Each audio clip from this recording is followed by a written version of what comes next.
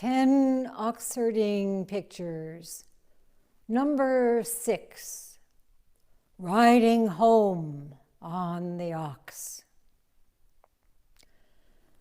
Preface. Shields and spears are gone. Winning and losing are of no consequence.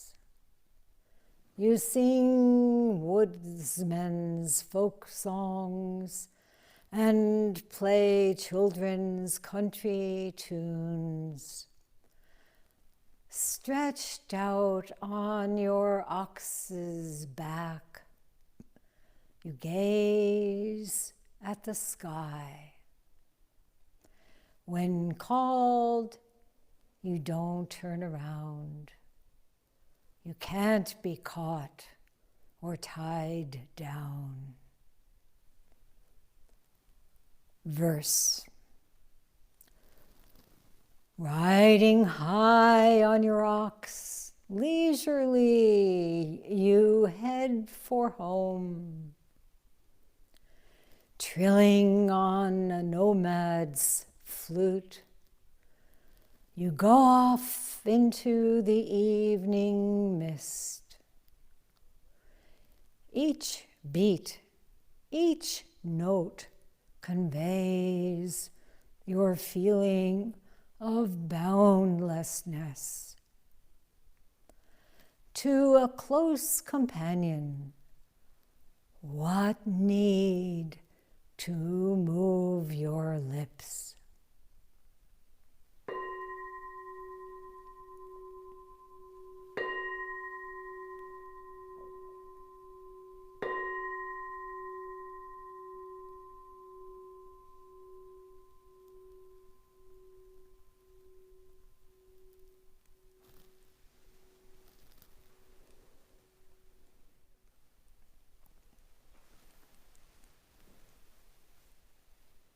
This Oxherding picture number 6 is so appropriate to this last day of our Golden Wind session. The feeling is so natural, so at ease. The tree boughs bowing to each other. The white clouds idling through the deep autumn sky. Inner struggles subsiding. The mind is spacious, and we feel at home in our deepest being.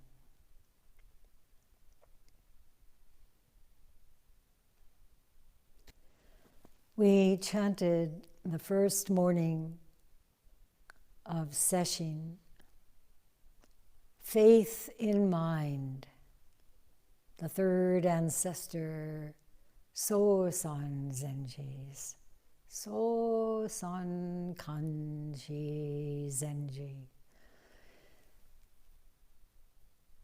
The wonderful verse that opens, the perfect way is not difficult.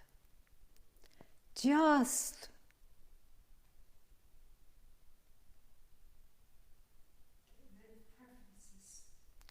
that word just is very important to hear before you go on.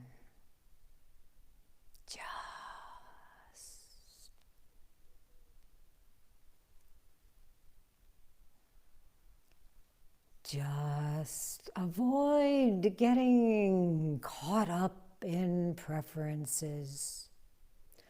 when you are free from aversion and craving, it reveals itself fully and without disguise.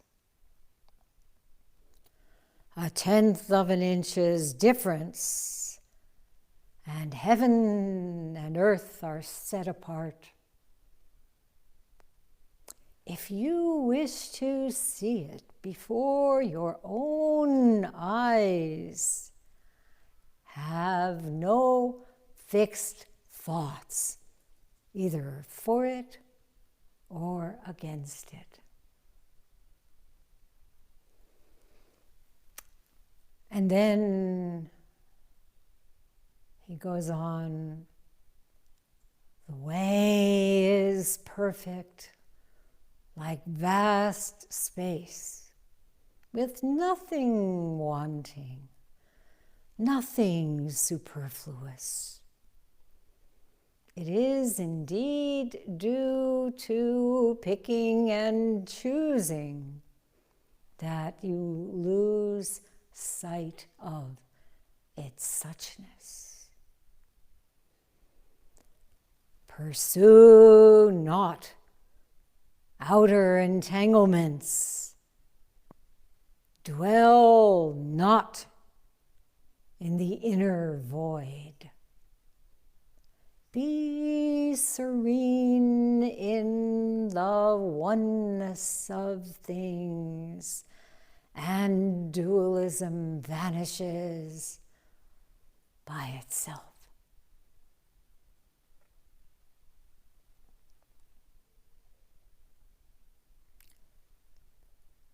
Ideas about what we're doing here, what we should be achieving, what our practice should be, how and when we are going to attain great supreme enlightenment, whether our zazen in the last period was good or bad, are no longer of any relevance. They never were.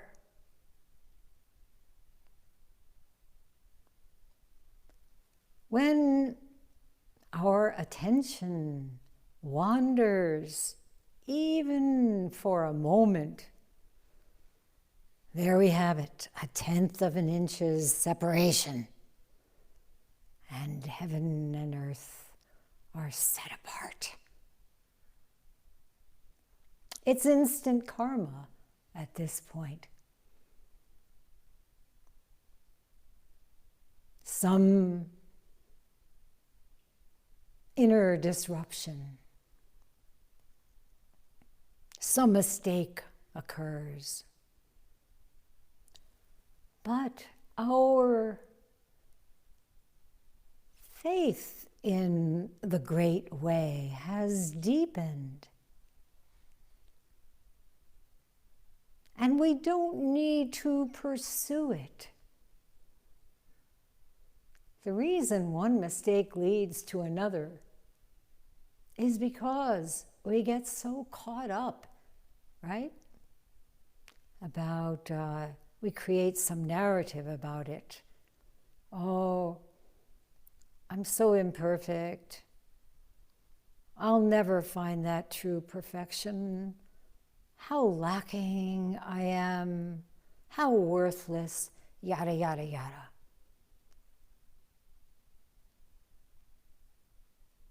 The storylines that we've held on so tightly all these years have begun to fade away. We can step back from our own narratives and from others as well. and simply nod, bow, not get caught up, not meddle.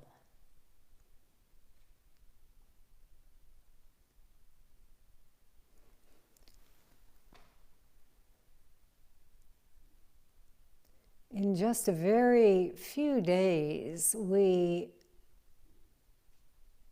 have seen and felt the uncanny nature of Daibosatsu Zendo before session even started. We say, it just so happened. Maybe, maybe not. It just so happened that we had the full moon, the equinox, mandala day, 2 interments, the beginning of Kesse, the beginning of session. And it was all one day, right? For those of us who were here, all one uncanny, perfect way.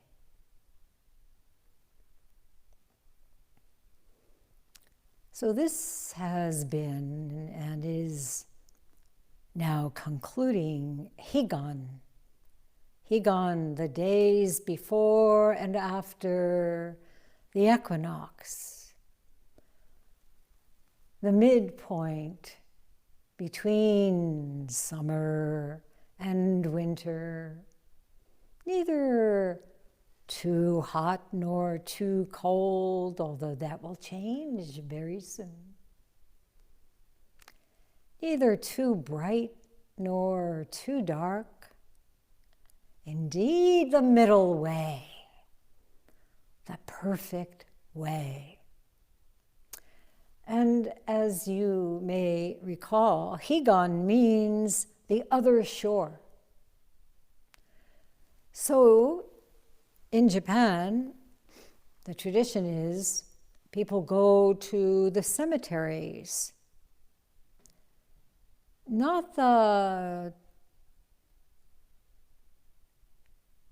charnel grounds, as in the 7 wise women story that Shinge Roshi told us so well. But nonetheless, a time of being with those who have passed away, the coming together of life, death, this shore, the other shore, one. And making offerings with a reverential heart.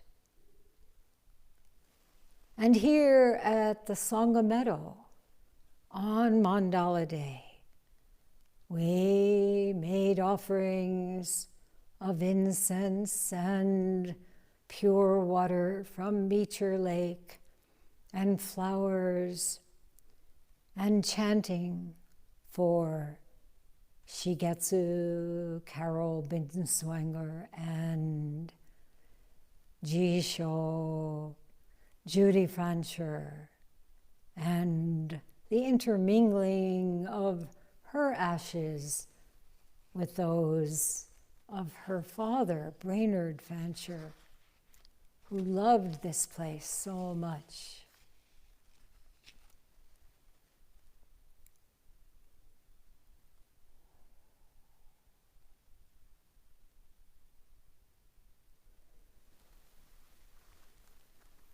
A monk asked Umon, when leaves fall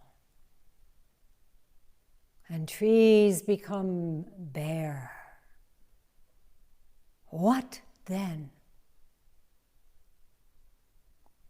Umon said, Tairo Kimpu.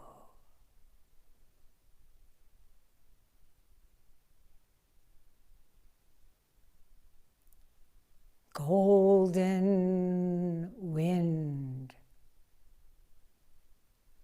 Whole body revealed.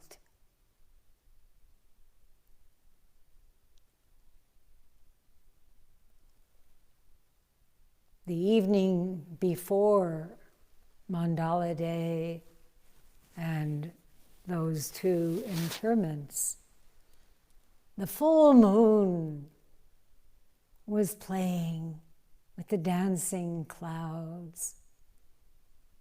It was like a no theater dance, mask, covering, revealing, covering again. The turning leaves, reluctant to part from their branches, yet after a dramatic storm, some branches are already beginning to become bare.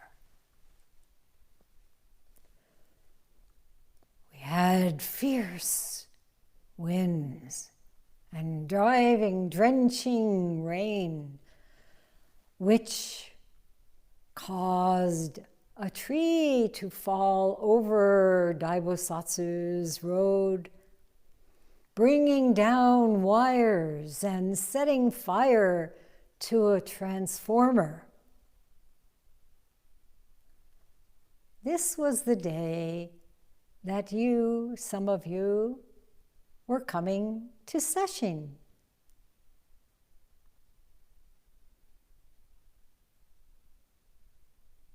And you faced Khan,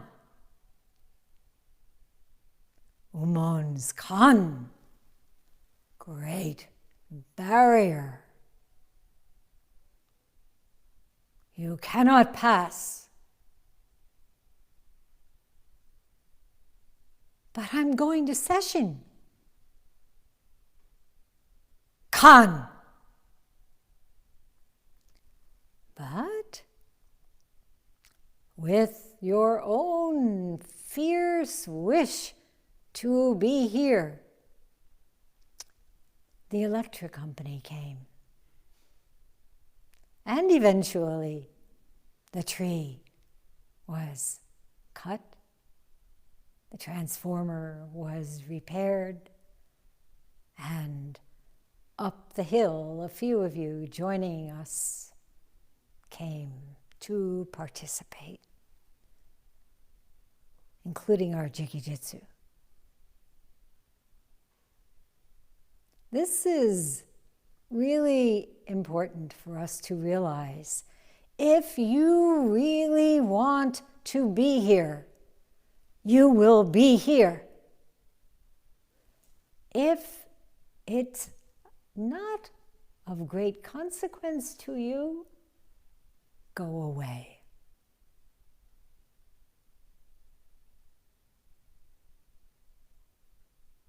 This is session, right? This is practice. We have to have an indomitable spirit. We have to gladly take on whatever challenges come, whatever hardships come.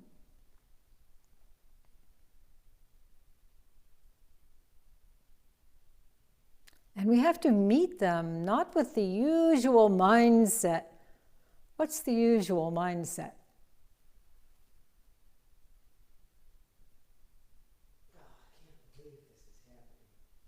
Mm-hmm. Another usual mindset? Hit the snooze. Hit the snooze on your alarm. Hit the snooze. Go back to sleep. This is getting in the way of my practice. Because this is getting in the way of my practice. How dare that happen? And usually some whining, some complaining. But no, we can't meet these challenges if we are truly people of the way, unless we are willing to have a radical breakthrough of all those old habits, those old ways of seeing, of hitting the snooze, of distracting ourselves. So we've been sitting together for 3 days, and little by little, the leaves have begun to fall. What are these leaves?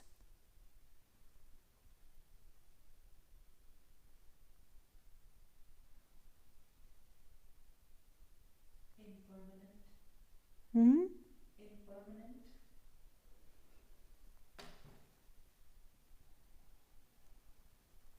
They certainly point to that, don't they? But in your own heart and mind, what are the leaves? Thoughts. Hmm?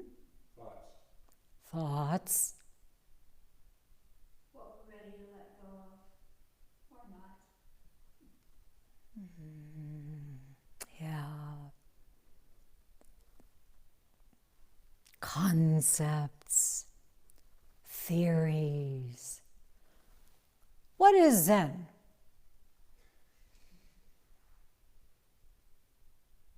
Might as well cut the whole tree down. All sorts of opinions, inner debates, metaphysical ideas. So, when the leaves fall and the tree becomes bare, when the mind becomes empty, what then? This is the monk's question. What then?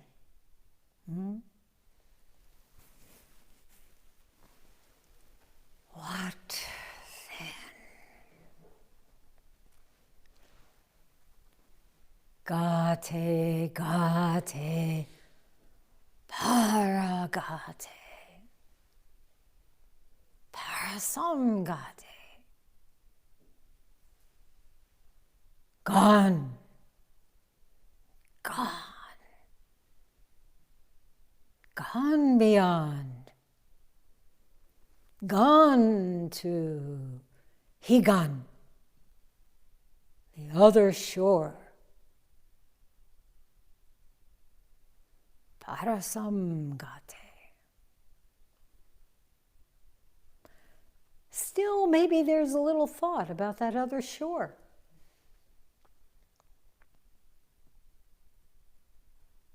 As session continues, as we again come to session, as training continues, day in, day out, without any break, without any snooze button, we see these mental habits for what they are.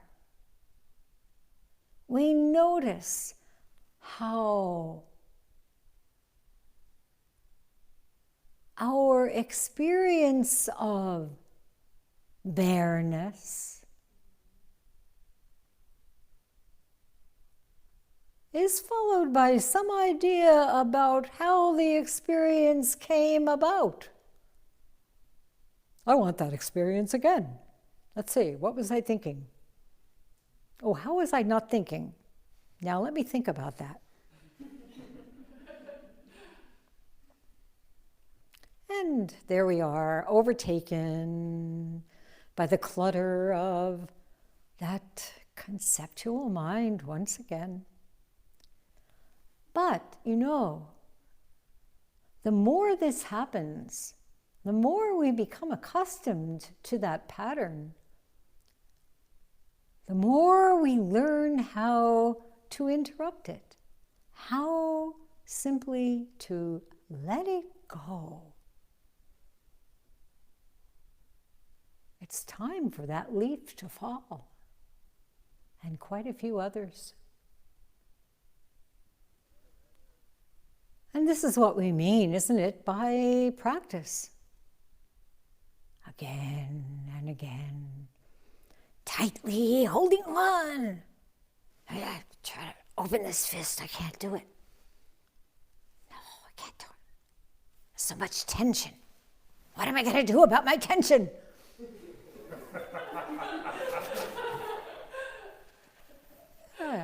Laughter is really the way. Great laughter. We provide so many wonderful cosmic jokes for ourselves. It's just amazing.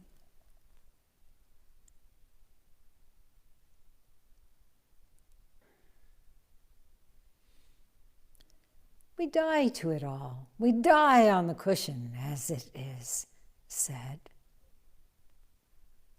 And we can experience the great death, becoming the most vibrantly alive, great life. What then? Just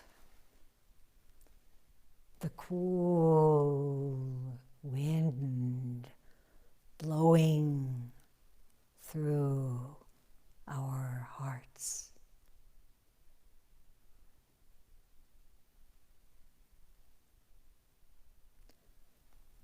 So 7 wise women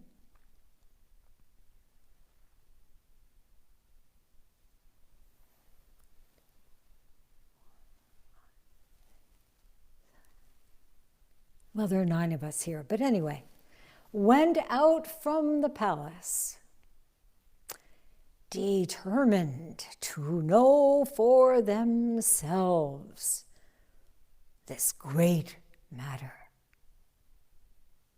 Life, death.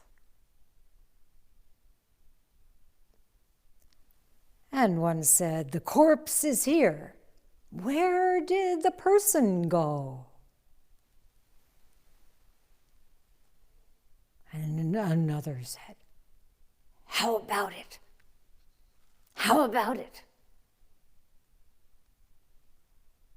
And all 7 were enlightened.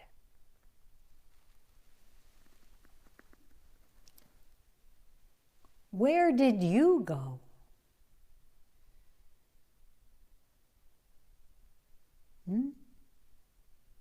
Where did you go? Where did the person go?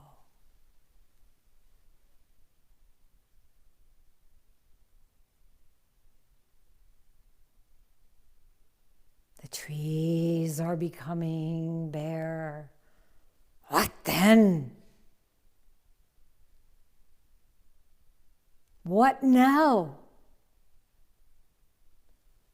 What about this whole body manifesting, revealing? Some of you know case 47 of the Mumonkan, Tosotsu's 3 barriers. In the 3rd barrier, he says, when you've set yourself free from life and death, you must know your ultimate destination.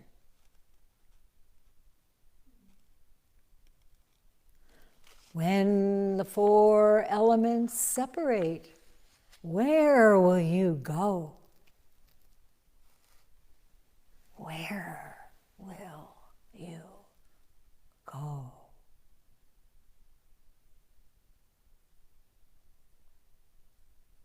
Our dear Teisho knew.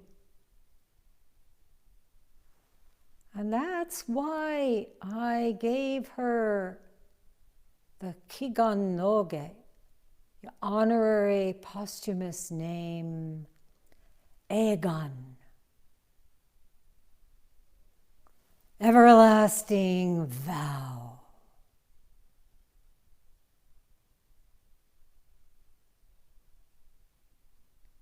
Where do we go? We must know. How about it? How about it?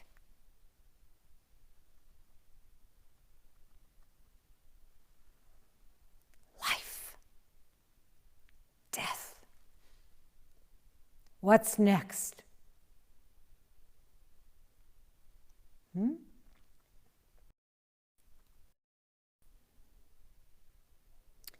Once a monk came to see Kanzan Egen Zenji, the founder of Myoshinji, and also Shogenji, where Fujin continues to practice.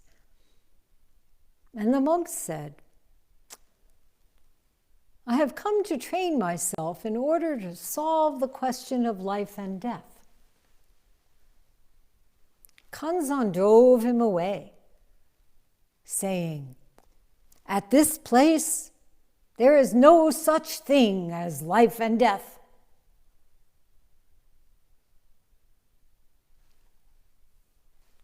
How about this place?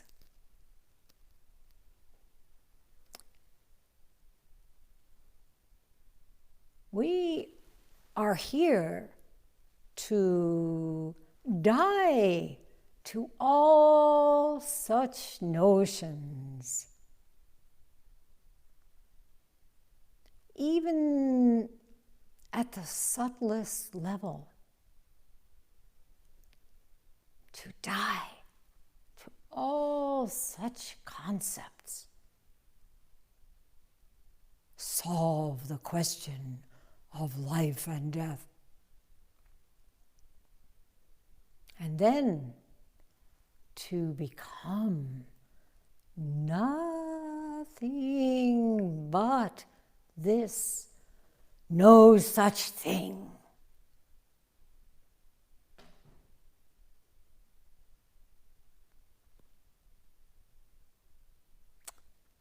And Basui said, when the profound questioning penetrates to the very bottom, and that bottom breaks open like Chionu's bucket, when you stop seeking elsewhere, stop looking for some idealized condition called true nature, something happens.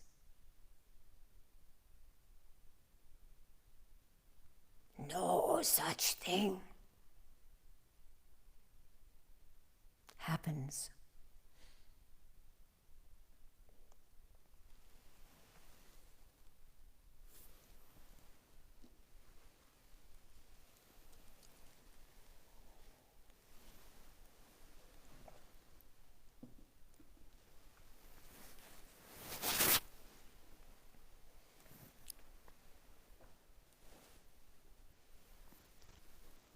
So as most of you know, for the past year, almost a full year now, I've been speaking on the 10 Oxherding pictures, since it is the year of the ox.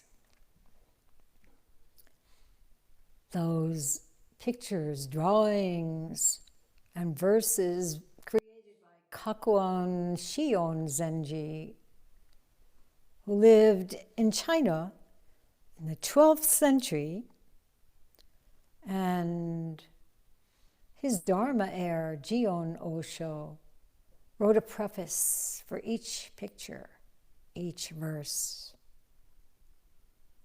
So when we changed the scrolls for this fall kese, we put up this Daibosatsu Zendo treasure. I'm sure each one of you has had a chance to spend some time looking at it. And it's called Taming the Ox, the fifth ox herding picture, which I spoke about at anniversary session. It's by Shinge Roshi. And we also put up the scroll on the right, which is rarely hung because it's so big. Everyone knows who that is, right? You recognize?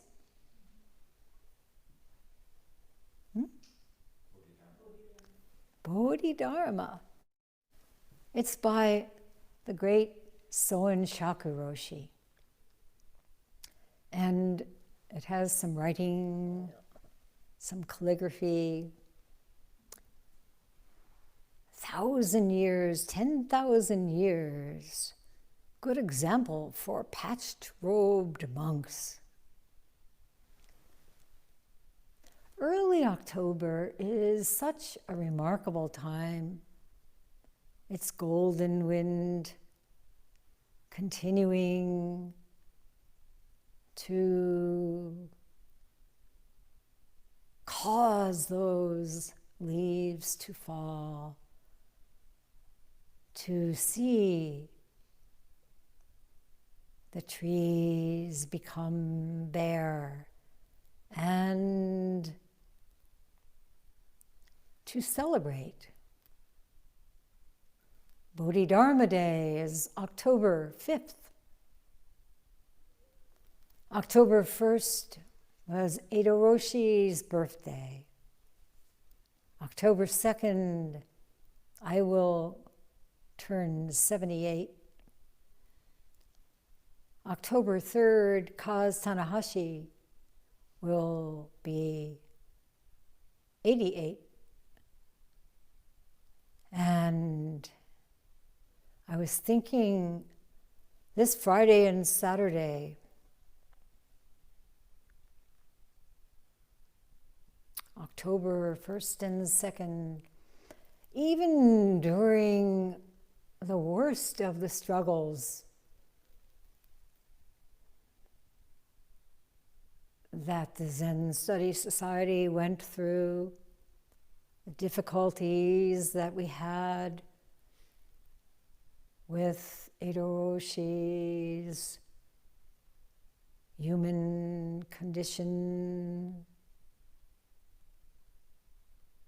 Even so, every October 1st, 2nd, one of us would call the other and say, "Happy birthday. Happy birthday."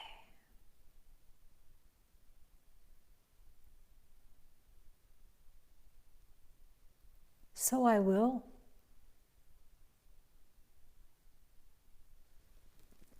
Lighting incense.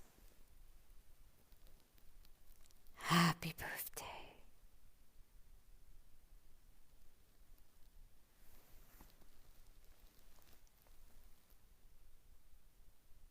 And speaking of changing the scrolls, I hope that you have noticed in the meeting room another very large scroll celebrating the resumption of chanting the Diamond Sutra. That scroll is Kongo Hanya, Diamond Wisdom by Soen Nakagawa Roshi.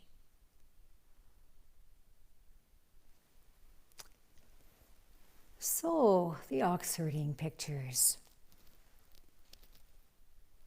I've spoken so far about the first 5.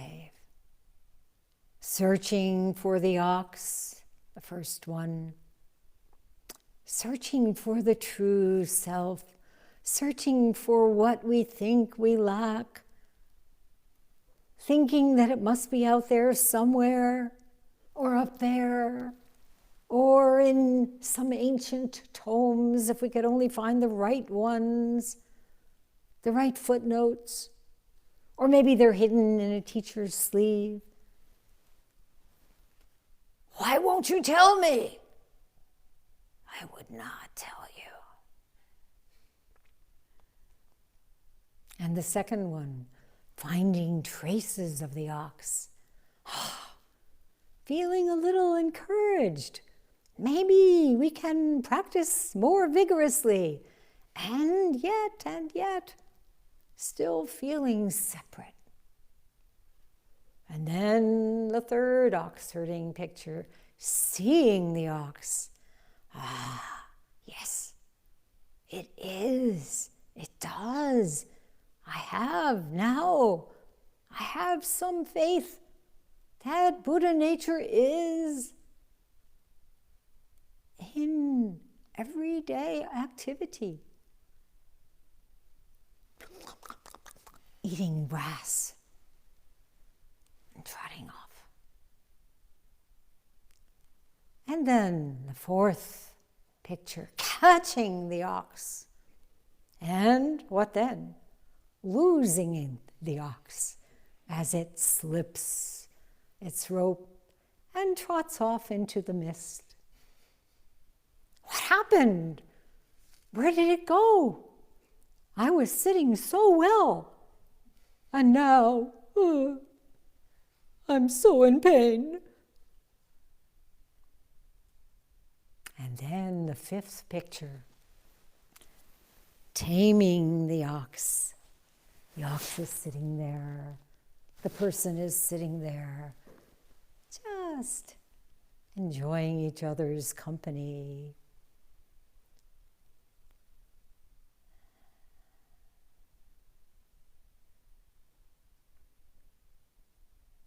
This is the continuing training of the heart-mind. And for that fifth picture, Chion's preface starts this way. Once one little thought arises, another follows.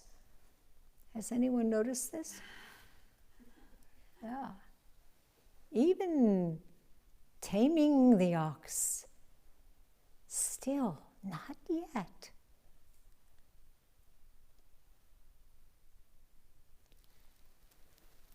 This is Zazen, to keep a firm grip on that rope. Do not waver, he says. And we waver often. Go straight on. Sounds good. But we wander off on some highway, byway. So the point that we come to by this time is we can return immediately. There is no need to waste energy blaming yourself or chasing after some reason why you wandered off or justifying yourself for wandering off. Just stop. Really, it's within the discipline, this learning how to stop, that we find, it's right there that we find true freedom. This impartial Dharma, as Bodhidharma put it. This perfect way, free from aversion and craving, as So-san put it. So once we've tasted it, really tasted it, then this faith in our own nature, our original mind, is always at hand, no matter how badly you feel you have fallen away, it's still there for you to reconnect to. And so training becomes more and more natural, and effort becomes effortless of its own accord. The ox trots along happily, as we are. So it's not easy until it is. Until the great ease, the recognition that from the beginning there is nothing to do. Hakuin put it in Tales from the Realm of Locust Tree Tranquility: white clouds and flowing water, calm and eternal. And of course, Rinzai's famous statement, take it easy, Buji. Do nothing. There's nothing to do. From the beginning, you're all done.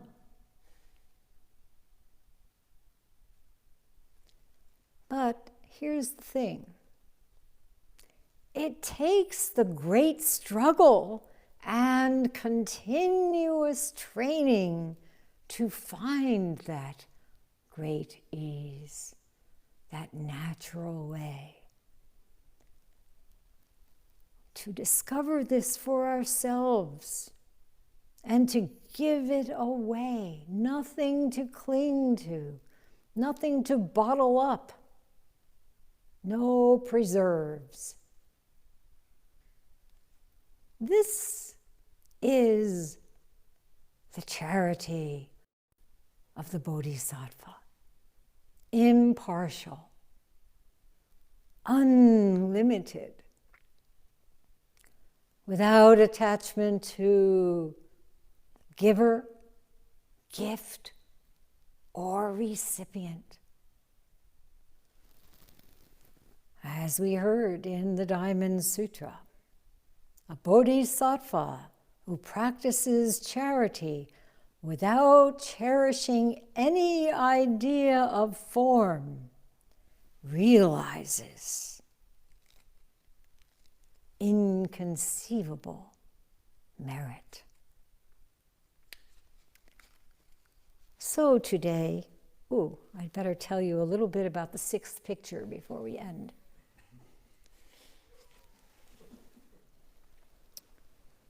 Telling you about it would really compromise it.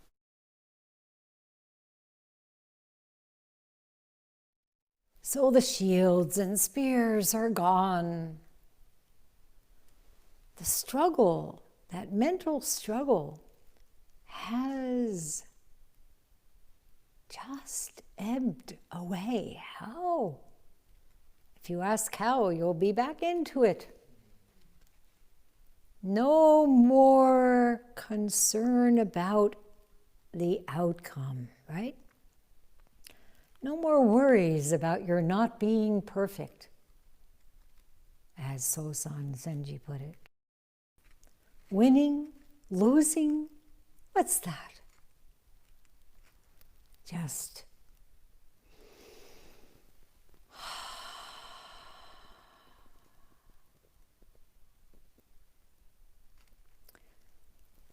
you sing woodsmen's folk songs and play children's country tunes. It's not Beethoven. It's not Puccini. It's just do do do do do do do do do do do do. Or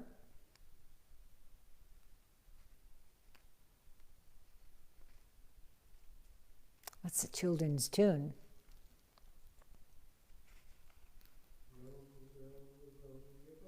Gently down the stream, life is but a dream. Exactly. And stretched out on your ox's back. Isn't this a wonderful image? While you're sitting on your cushion. Gazing at the sky. When called, you don't turn around.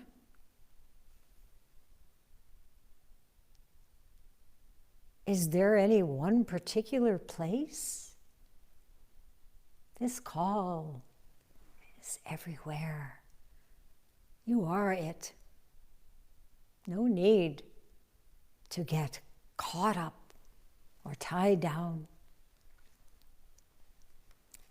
So he says in the verse, riding high on your ox. Riding high.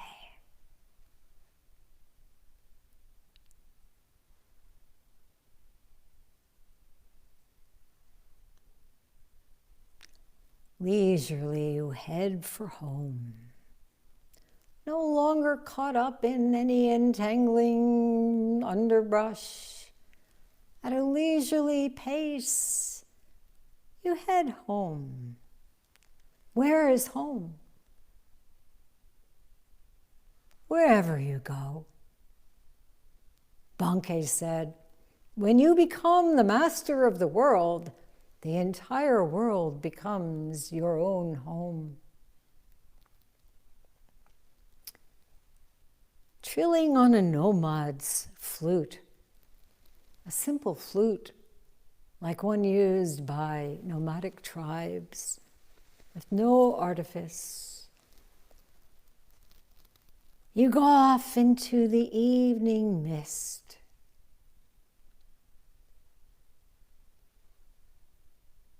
You're entering that mist again from the fourth Oxherding picture, but in that one, the ox left you behind. Here you are.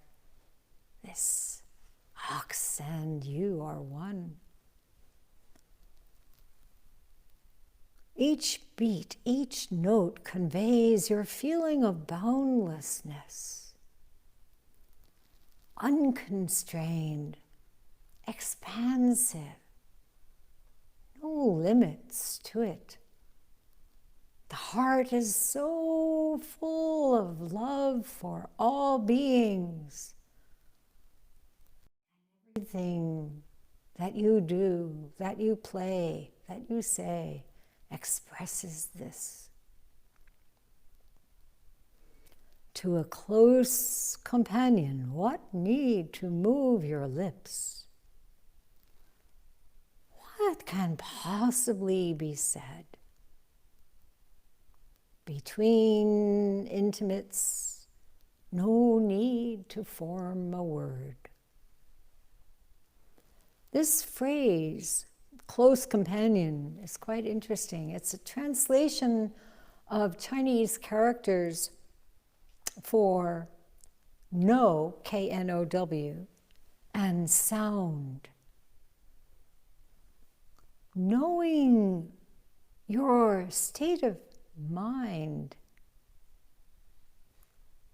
just hearing the sound of your instrument, be it flute or lute or cello or voice, your intimate knows. No need to ask, how are you doing? Some of you may know that story of the great Chinese lute master Hakuga. He had a very close friend named Shoshiki.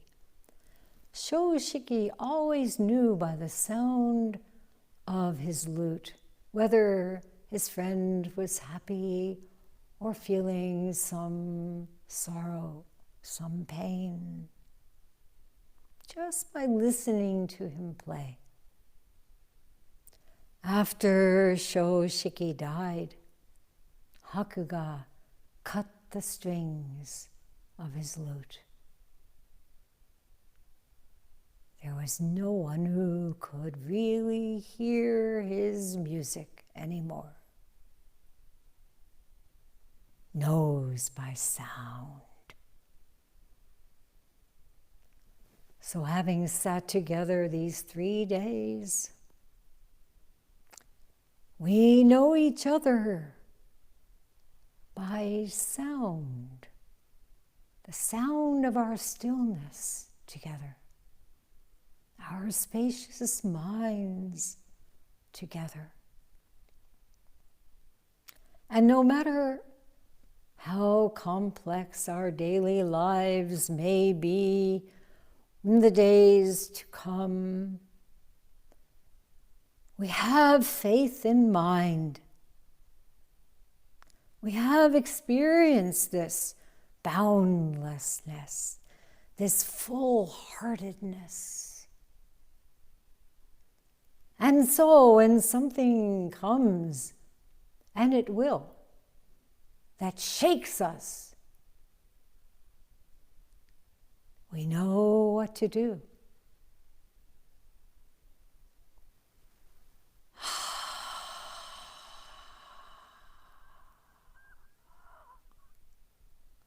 We sit down.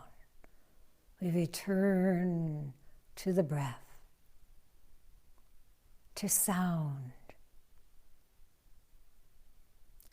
and listen to Rumi Jalaluddin Balkhi, who was born in 13th century Afghanistan, then part of the Persian Empire, and then because of the invasion of the Mongol armies, moved to Turkey. So here's a poem you know very well, I'm sure. This is to help us go to our so-called ordinary, non-session lives. Don't go back to sleep. The breeze at dawn has secrets to tell you. Don't go back to sleep. You must ask for what you really want. Don't go back to sleep. People are going back and forth across the door sill where the two worlds touch. The door is round and open. Don't go back to sleep.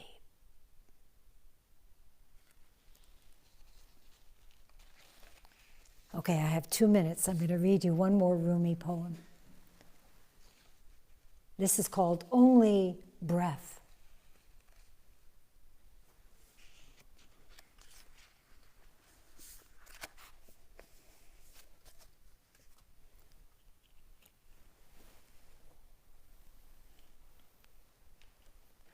Not Christian or Jew or Muslim, not Hindu, Buddhist, Sufi, or Zen, not any religion or cultural system.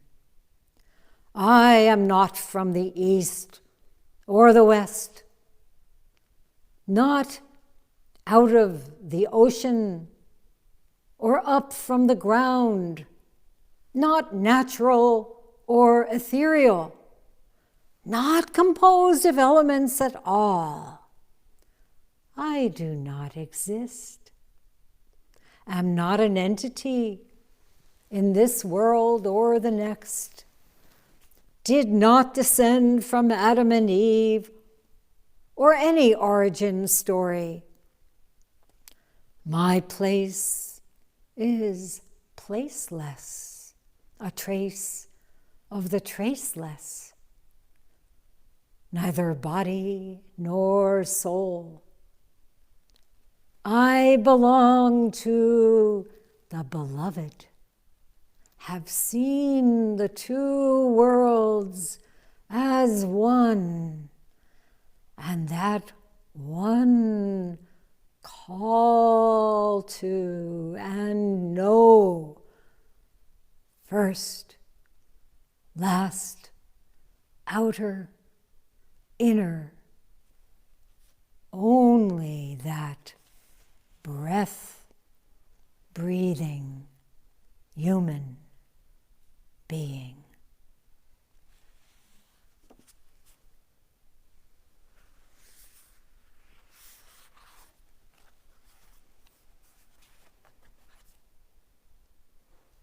And this happens to be my little bookmark.